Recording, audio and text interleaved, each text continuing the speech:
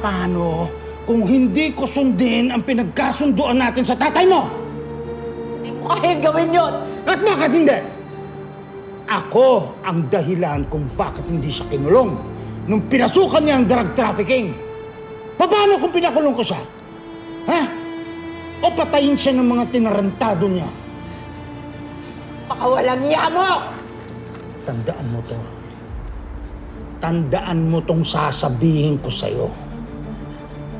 Wala ka kung wala ako. Isipin mo kung bakit ka nandito. Hindi ka pwedeng sumuway. Hindi ka pwedeng makawala. Akin ka lang!